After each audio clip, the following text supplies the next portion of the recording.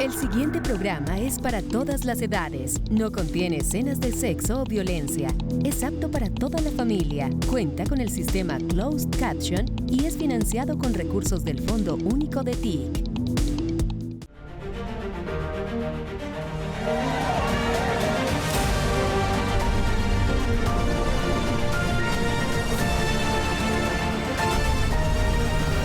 En esta emisión, presidente Petro convoca a los trabajadores a defender el decreto del salario mínimo vital. Ministro de Trabajo explica las medidas ante fallo del Consejo de Estado. Gobierno nacional sigue atendiendo la emergencia climática en el Caribe. Ha dejado miles de familias damnificadas. El gobierno continúa pagando la deuda histórica a los campesinos. 82.000 hectáreas de tierra entregadas a los campesinos en el Tolima. Las flores colombianas, la gran muestra de amor en Estados Unidos. Y tenemos más en Así Avanza el Cambio. ¿Qué tal? Bienvenidos a Así Avanza el Cambio, el informativo donde les contamos cómo las decisiones se convierten en hechos en los territorios. Avances, resultados y transformaciones que impactan la vida de millones de colombianos.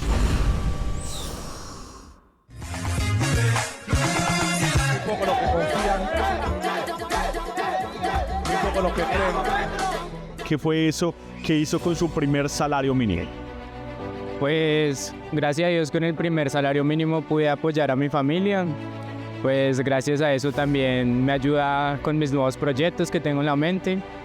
Entonces pues la verdad estoy muy agradecido por ese primer salario mínimo que nos acabaron de dar. Más que todo es como para mi padre, mi madre y todo eso. Es más como para apoyarlos a ellos en este momento. Y que pues a mi abuela también. Casi a toda mi familia fue el primer sueldo. Como por ejemplo tener un ahorro. Porque si usted quiere seguir su carrera militar, pues usted la puede seguir con el ahorro, que es mi pensar. Por ejemplo, por ahorita soldado profesional y si Dios me lo permite, para la suboficial. Con mis hermanitos igualmente, ya si ellos me dicen, hey hermanito, pues mire que me antojé una muñequita, tengo una hermanita de 11 años, pues todavía le gustan los juguetes. Y pues le dije a mi mamá, hágale, cómprese la madre. Y así vamos sosteniendo con ese sueldo que ahorita nos simplificaron.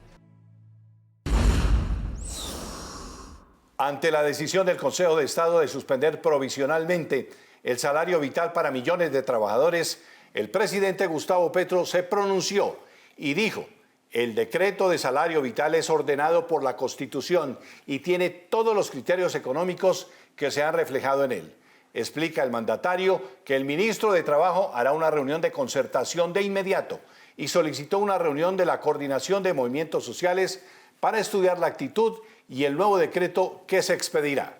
Agrega el presidente que la reunión de concertación se hará a la luz de las últimas mediciones económicas y estudios que muestran la incidencia marginal del salario vital en el incremento de algunos productos alimenticios. Añade el mandatario que los derechos privados que debe defender el Consejo de Estado ante el gobierno cobijan el derecho del pueblo trabajador y manifiesta que disminuir la demanda por alimentos vitales en Colombia en las actuales circunstancias llevaría a detener la economía nacional y aumentar el hambre y la desnutrición infantil. Y dice el presidente Gustavo Petro que el gran capital dirá si al fin quiere un pacto social, que no es a su medida, o el enfrentamiento social y político. El aumento del salario vital del 23.7% decretado por el gobierno del presidente Petro es la gran conquista de los trabajadores colombianos. Es histórico, no tiene antecedentes. Se hizo de acuerdo con la Constitución y la normativa de la Organización Internacional del Trabajo. Garantiza realmente un salario al trabajador para vivir con dignidad. Es un derecho adquirido. Pronunciamiento del ministro de Trabajo. Vamos a defender su salario vital. Esta decisión del Consejo de Estado es una decisión inexplicable, porque teníamos hasta el 24 de febrero para dar nuestras explicaciones de fondo a este tribunal sobre el salario vital. Y precipitan una suspensión del salario vital, nos solicitan que expidamos un decreto provisional o temporal mientras el Consejo de Estado se pronuncia de fondo. Y lo que hacen es generar una enorme incertidumbre en los ingresos de los trabajadores y sus familias. Los empresarios deben saber que el decreto de salario vital está vigente y que este fin de semana, esta próxima quincena, deben cancelarla tal cual está establecido en el decreto del 30 de diciembre. Y, por supuesto, nosotros tendremos que acatar el fallo, convocaremos la comisión de concertación, pero como lo ha dicho el presidente de la República, si tendremos que pedir un nuevo decreto provisional, este será en estricto cumplimiento del artículo 53 de la Constitución Nacional, que obliga a que haya salario vital en Colombia. El salario vital lo defenderemos hasta el último suspiro al lado de los trabajadores del país. Y el concepto de salario vital es un concepto que la Organización Internacional del Trabajo ha pedido que se aplique en el caso colombiano. Y así lo hemos asumido y lo hemos implementado por decisión del presidente de la República, Gustavo Petro, y por decisión del Gobierno Nacional. Los trabajadores del país no tardaron en manifestarse, alzaron su voz enérgicamente para rechazar la medida adoptada por el Consejo de Estado, al considerar que vulnera los intereses de la clase obrera. Terrible, terrible la verdad. ¿Cómo nos van a suspender el decreto del salario mínimo? Es terrible para... No tengo palabras. Pues no estoy de acuerdo por lo que hay mucha gente que ya está beneficiándose con ese salario, ya la mayoría de personas estaban como ilusionando con ese sueldo y para que vengan de un momento a otro a tumbarlo así.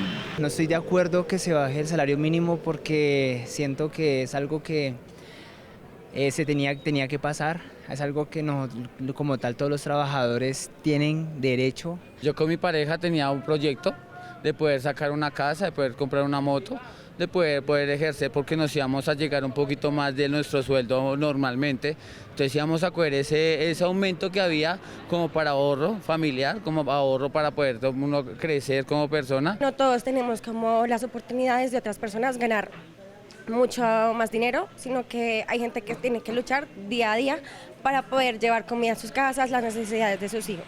Sabemos que con un mínimo no se subsiste muy bien, entonces entendemos que al subir el salario mínimo pues va a tener mejor calidad de vida a las personas, entonces es importante que la calidad de las personas siempre sea para mejorar y para bien. Ese Consejo de Estado está manipulado por esa sátrapa de criminales que son los empresarios colombianos con el pueblo colombiano, que no permiten que la gente tenga un mayor poder adquisitivo, que pueda vivir más dignamente. Nos quieren siempre tener debajo la suela. Muy bien, tenemos a esta hora comunicación con el secretario general de la Central Unitaria de Trabajadores, Over Dorado. Over, ¿cómo está? Su pronunciamiento, el de las centrales obreras, sobre esta decisión del Consejo de Estado de suspender provisionalmente el decreto que aumentaba a salario vital el salario de los trabajadores. Bueno, lo primero es nuestra actitud de rechazo, de denuncia y rechazo por parte de este nuevo abuso de poder de los poderes del Estado, en términos del poder de la justicia, con la Corte Constitucional en muchos casos frente a las reformas sociales, con el Congreso de la República también siendo un obstáculo para que éstas se lleven a cabo, y ahora con el Consejo de Estado frente al salario mínimo vital.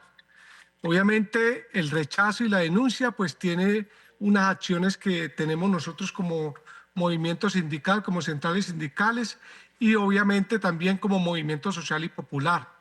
Acabamos de salir de una reunión del Comité Ejecutivo de la CUT en donde tomamos estas definiciones en concreto. Mañana hay reunión de todo el Comando Nacional Unitario de Paro, donde están las 3 centrales sindicales y obviamente las 2 de pensionados.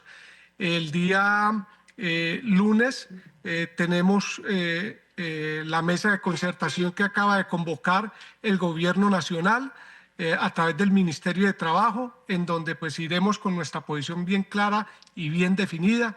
Y a las 3 de la tarde tendremos una reunión, una convocatoria que se hace por parte de todas las organizaciones sociales y populares, entre ellas las sindicales, para mirar el accionar que tendremos en el transcurso de la semana por una posible movilización nacional por esta actitud y por esta medida que acaba de tomar el Consejo de Estado en términos de recortar derechos que vienen siendo concebidos y dados por parte de la institucionalidad, en este caso de la mesa de concertación y por parte del gobierno nacional, y obviamente que no les cabe pues ninguna situación ni justificación para lo que están haciendo como organismos de poderes del Estado, que en particular vienen haciéndole un daño muy grande a los más desfavorecidos y obviamente a los trabajadores y trabajadoras del país.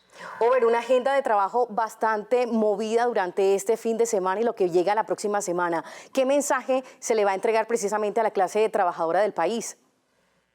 Bueno, lo que está claro y lo que viene pasando no solamente frente al tema de las reformas sociales, que es mucho decir, también frente al tema del salario mínimo vital, pero también frente a toda la propuesta que se tiene en términos de proseguir o seguir los cambios que requiere este país con esperanza, con ganas que viene trabajando la gente de prácticamente incidir el Consejo Nacional Electoral para que no participen compañeros y compañeras que de una u otra manera son fundamentales para la protección de todo el programa de gobierno y obviamente para la continuidad del mismo, nos pone de cara a nosotros a plantearle al país la necesidad de una movilización nacional y obviamente de que esto pone justifica mucho para nosotros el tema de la Asamblea Nacional Constituyente por la obstrucción que hemos tenido nosotros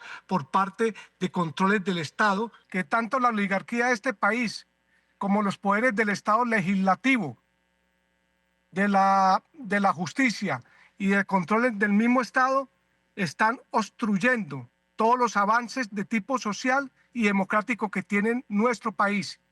En ese sentido, la convocatoria está clara para el pueblo colombiano, pero fundamentalmente para los trabajadores y trabajadoras. En el sentido de esta semana, entraremos en un proceso de movilización nacional el día jueves y aspiramos que haya un acompañamiento por parte de todos los sectores sociales y populares frente a esto. Gracias, Over Dorado, secretario general de la CUT, la Central Unitaria de Trabajadores, por su pronunciamiento en Así Avanza el Cambio. El cambio se siente en los territorios. Desde Chaparral, Tolima, cuna histórica de las luchas campesinas por la tierra en Colombia, empieza a saldarse una deuda histórica. El presidente Gustavo Petro entregó más de 82.000 hectáreas a campesinos de esta región, consolidando así uno de los avances más significativos en materia de reforma agraria. Durante la jornada, el presidente Petro aseguró que la producción agraria ha sido una de las prioridades de su gobierno. A la fecha, ya son más de 700.000 hectáreas recuperadas y puestas en manos del campesinado en todo el país. Avanza en el compromiso de democratizar la tierra y fortalecer el campo colombiano. ¿Y por qué no libertamos también la tierra de Colombia y el agua de Colombia? ¿Y por qué no son las manos campesinas y el asadón las que ya acostumbradas a producir alimentos vuelvan a producir alimentos en Colombia?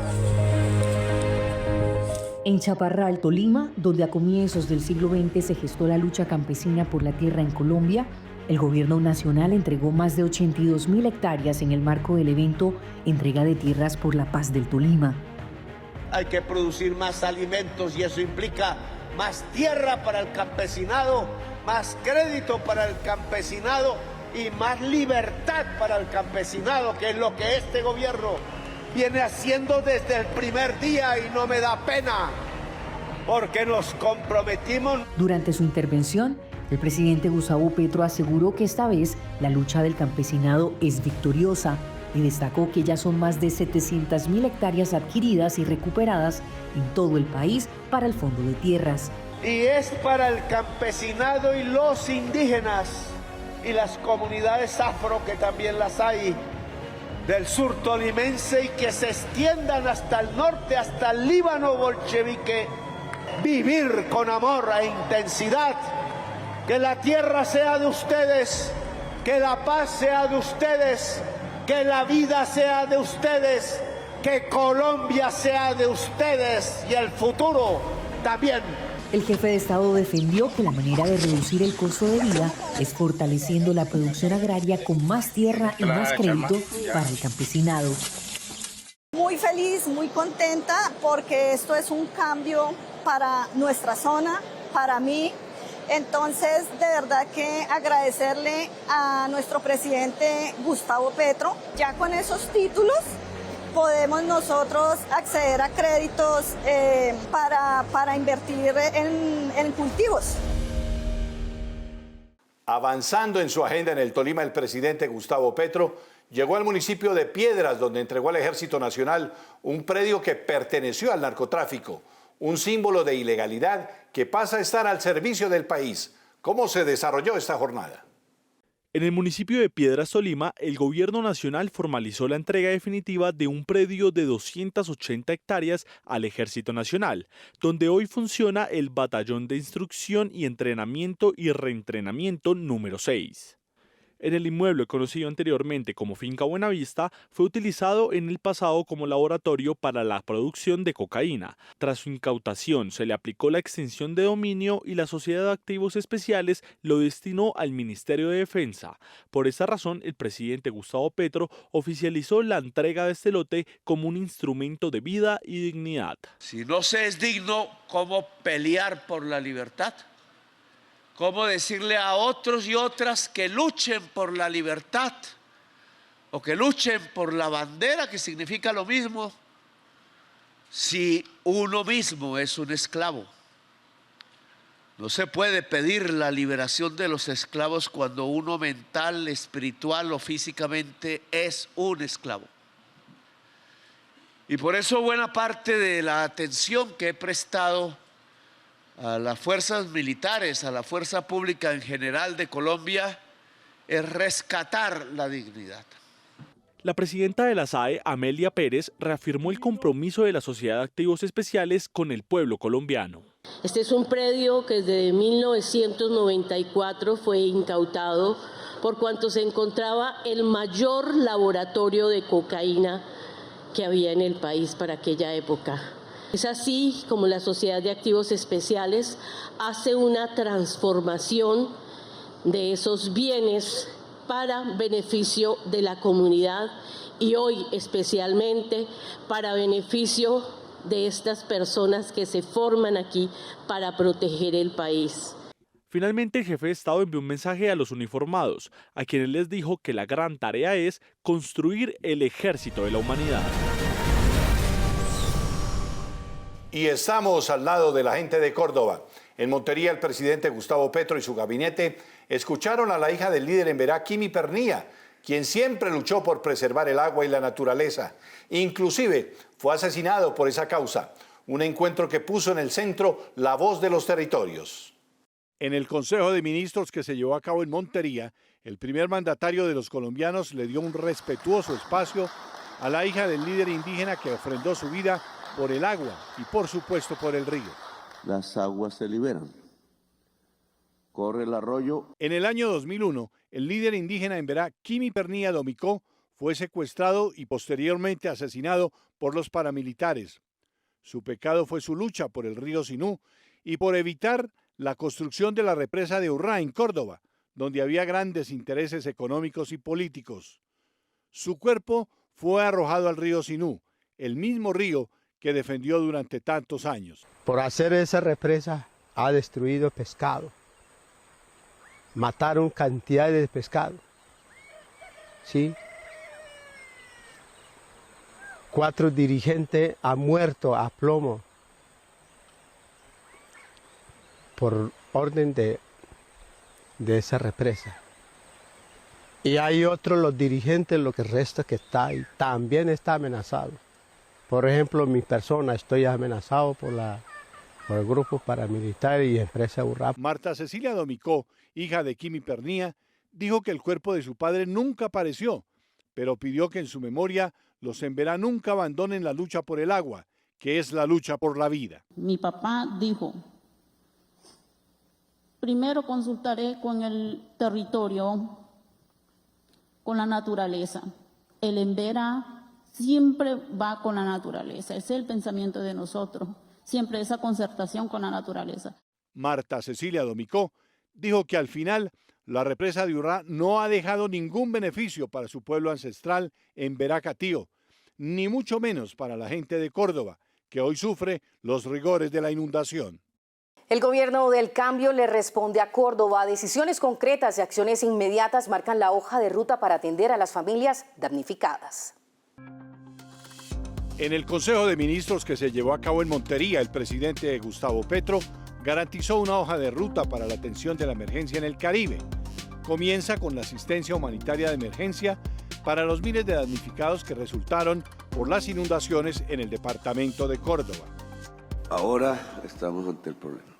Entonces, ante el problema es comida inmediata, reacción inmediata, el ejército, la fuerza pública, la ONG-RD entregando mercados sin que le pongan marca política. Lo que viene después de la ayuda de atención humanitaria que se da inicialmente es la asistencia a los damnificados para reconstruir toda la infraestructura que perdieron.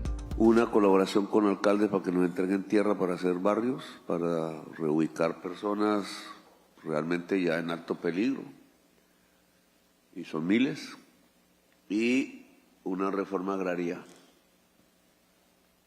porque hay que recuperar primero que todo, las ciénagas. El presidente Petro advirtió a sus funcionarios sobre el cuidado en el manejo de las ayudas para evitar que sean manipuladas por políticos corruptos en esta época electoral. Todo lo de la casa, los colchones, casas que se cayeron, las paredes han quedado sin pared de las casas. Por el momento no tenemos adecuaciones para nosotros estar en este lugar y las necesitamos de verdad urgentemente. El presidente Petro agradeció la solidaridad de todos los colombianos con la gente del Caribe en estos momentos de emergencia invernal y recordó que el Ministerio de Salud y todo su gobierno sigue trabajando en función de atender la emergencia. No habrá nuevos impuestos. El gobierno queda a la espera del pronunciamiento de la Corte Constitucional sobre la suspensión de la primera emergencia económica. Si la Corte Constitucional suspende la suspensión, entonces no necesitamos el impuesto de empresas, sino que vuelve a regir lo que ya estaba en el decreto de emergencia. Y la emergencia no da tregua. Las lluvias asociadas al frente frío ya dejan cerca de 139 emergencias en 105 municipios de 17 departamentos y más de 68.000 familias afectadas en el país. En el departamento de Córdoba, el director de la Unidad Nacional de Gestión de Riesgo, Carlos Carrillo, llegó a Lorica, el municipio con mayor número de damnificados, para liderar la entrega de más de 134 toneladas de ayuda humanitaria.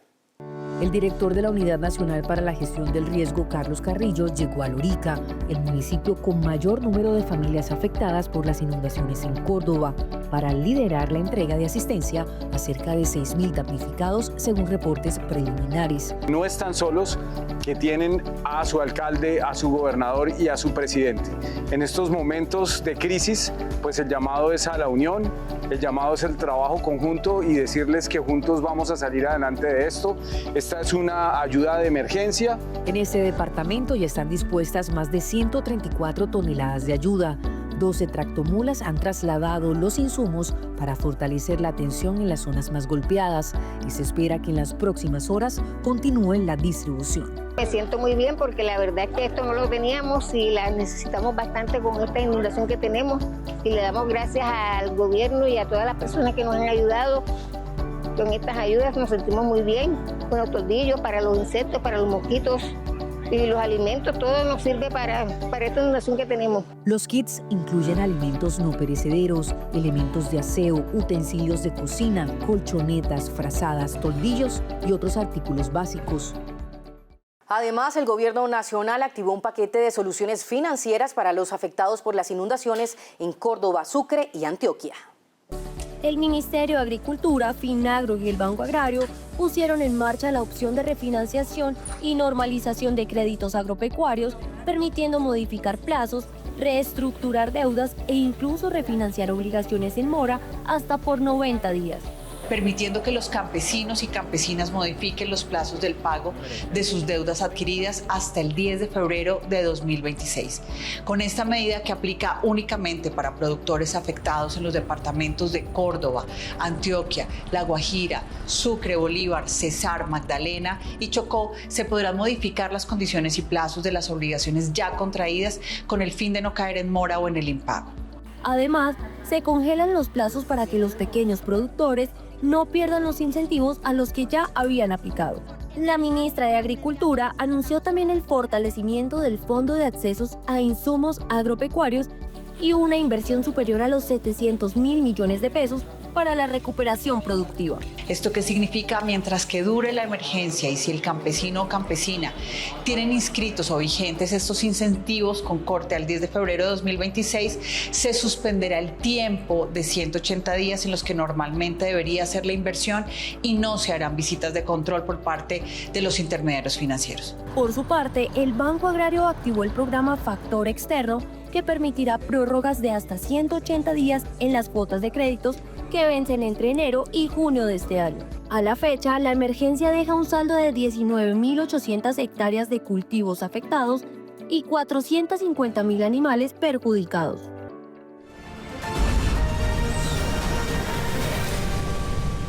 Es un gusto volvernos a encontrar porque como cada semana seguimos trayendo grandes noticias para Colombia. El gobierno del cambio ha invertido más de 8 billones de pesos para fortalecer la educación en Antioquia, con recursos destinados a infraestructura escolar, educación superior y alimentación escolar, beneficiando a miles de estudiantes en todo el departamento. En Antioquia, la educación se siente en los territorios. El gobierno del cambio ha invertido más de 8 billones de pesos para fortalecer la educación, desde la escuela hasta la universidad. Hoy, gracias a Educación Superior en tu Colegio, miles de jóvenes comienzan su camino universitario sin salir de sus instituciones educativas. Las buenas noticias para esta región no paran, como la destinación de más de 131.000 millones de pesos para la construcción de la Facultad de Medicina en la Universidad de Antioquia en Apartado. No son discursos, que no son fotografías, que no son campañas simplemente, sino que es presupuesto constante y sonante, histórico en esta región, que se tiene que materializar en la realización de los sueños de los niños, de las niñas, de la juventud, que tiene derecho a soñar, que tiene derecho a realizar sus sueños en su propio territorio, del Urabá, de Antioquia y de todo el país. En Valencia de Jesús en el Cesar, la conectividad está transformando la economía familiar y comunitaria. El acceso a Internet se ha convertido en una herramienta clave para fortalecer emprendimientos, generar ingresos y cerrar brechas digitales en el territorio. Bueno, cuando no tenía Internet, mi esposo para vender el queso le tocaba salir más al pueblo. Ahora que hay el Internet y utilizamos el WhatsApp, pues es menos, porque ya uno ya lo publica y se vende más rápido. Le agradezco al gobierno del cambio por habernos permitido tener acceso. Pues los ha beneficiado mucho, ha sido como una herramienta. Aquí a mi mamá le favorece, mi mamá vende más. Ya uno tiene los contactos por el WhatsApp, los clientes como le llama uno, y los publica. Y aquí vienen a buscarlo o se llevan donde vive la persona. Los avances y las acciones en el gobierno del presidente Gustavo Petro no se detienen y el sector de la agricultura sigue recuperando las tierras para los campesinos. Esta vez fue para los departamentos de Antioquia, Tolima y Meta, donde la Agencia Nacional de Tierras recuperó 2.965 hectáreas como parte de una ofensiva institucional contra la tenencia ilegal y la ocupación indebida de baldíos de la nación. Así se desarrolló una de las jornadas de recuperación en el Tolima. Estos predios provienen del Fondo de Reparación de la Unidad para las Víctimas y hacen parte de la negociación que hace la Agencia Nacional de Tierras con esa entidad para poder entregar estos predios a comunidades campesinas. Los predios eran utilizados por las Autodefensas Unidas de Colombia, Bloque de Tolima. Hoy el predio pasa a comunidades campesinas para hacer uso en la reforma agraria y producir alimentos. Por su parte, en el Meta se dieron 3 recuperaciones en el municipio de Puerto Gaitán, la finca Palmarito, la finca Cuba Libre y el lote 665, que suman 1.928 hectáreas. Como lo hemos dicho, los baldíos de la nación alimentan el Fondo Nacional de Tierras y deben servir como fuente para la reforma agraria. Son más de 1.900 hectáreas que pasan a disposición del fondo para que comunidades campesinas y étnicas puedan finalmente acceder a tierras en este municipio. Procesos que duraron más de 11 años y que realmente ha sido con la voluntad política de este gobierno, que se han impulsado y finiquitado varios de esos procesos de recuperación de baldíos. Asimismo, en el departamento de Antioquia se recuperaron un total de 420 hectáreas, 204 en el municipio de Turbo y 216 en el municipio de Chigorodó. Es importante mencionar que el gobierno del presidente Gustavo Petro ha recuperado un total de 6.436 hectáreas en Antioquia, 755 en Tolima y 34.028 en el Meta. Un cambio en la tenencia y producción de la tierra para entregársela a las familias campesinas. El dato económico: en San Valentín las flores colombianas volvieron a conquistar el mundo. Cada año el país exporta más de 339.000 toneladas, que representan cerca de 2.400 millones de dólares. Solo en esta temporada, más de 900 millones de tallos viajaron, principalmente a Estados Unidos, destino del 74,2% de las exportaciones. Un sector que genera más de 150.000 empleos directos, con una participación femenina del 60%, según el Ministerio de Comercio, Industria y Turismo.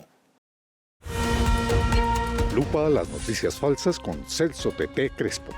La primera, Noticias RCN publicó un titular noticioso cargado de manipulación y que lleva a la confusión a su audiencia. Decía el titular: alerta en el sector laboral. Compañías que anunciaron despidos masivos para 2026 dijeron: cualquier persona incauta o que no entre a leer la noticia completa creerá que eso ocurrió en Colombia, porque no dice dónde pasó y allí radica el hecho de manipulación. Aclaración: eso no ocurrió en Colombia, no ocurrió en el país. Las compañías extranjeras que anunciaron despidos este año fueron Amazon, Meta, Microsoft y Google, Citigroup, UPS, que es la empresa de logística, Nike, entre otras multinacionales. La segunda, el señor Luis Carlos Vélez y otros miembros de la extrema derecha colombiana mintieron toda la última semana respecto al encuentro que tuvieron los presidentes Donald Trump y Gustavo Petro en la Casa Blanca. El señor Vélez dijo que esto era una reunioncita sin trascendencia. El expresidente Andrés Pastrana dijo que el presidente Petro no iba a asistir, que estaba huyéndole al encuentro. Otros dijeron que no lo despidieron con honores. En fin, una cantidad de mentiras que denotan la mala intención contra el presidente Petro, de la oposición, de la extrema derecha. Aclaración: el encuentro fue calificado como exitoso por ambos presidentes. Incluso le dieron 9 de 10 en la calificación. Al presidente Gustavo Petro lo atendieron casi 2 horas como jefe de Estado en la Casa Blanca, lo cual no había pasado con un presidente colombiano. Por ejemplo, al último le tocaba hacerlo en los pasillos. Asimismo, hubo una agenda común para tratar temas como lucha contra el narcotráfico, la lucha contra el crimen organizado, la cooperación comercial bilateral. Se calmaron las tensiones diplomáticas y hasta regalos de parte y parte hubo en este encuentro histórico, que fue calificado de fantástico por el mismo presidente Trump. Así que Estados Unidos le dio toda la importancia y la trascendencia a este encuentro.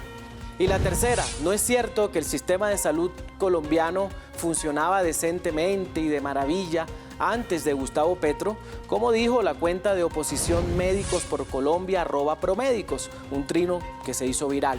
Falso de toda falsedad. Aclaración: antes de la llegada del presidente Petro a la presidencia, ya habían sido liquidadas 58 EPS en Colombia, 58. Ya estaba quebrada también la red pública hospitalaria, porque las EPS no les pagan a los hospitales y a las clínicas. En este gobierno se identificaron y se denunciaron hechos grandísimos de corrupción, de desfalcos al sistema de salud en los gobiernos pasados. Además, la tasa de mortalidad infantil hoy con el presidente Petro es 2 veces menor que con el gobierno Duque. Además, los más de 10.000 equipos básicos de salud que recorren el país están llevando atención preventiva, curativa y de calidad a los territorios donde nunca llegó un médico ni una enfermera, lo cual ha sido un éxito. Y por último este dato, el presupuesto en salud durante el gobierno del presidente Petro ha crecido un 51% y es el más grande de la historia. Francisco, con la lupa de Celso, llegamos al cierre de esta emisión. Gracias por acompañarnos en Así Avanza el Cambio y feliz semana para todos y para todas. Nos vemos en una próxima emisión aquí en el canal institucional y en las redes sociales de la Presidencia con más hechos y con resultados desde todo el territorio colombiano. Hasta pronto.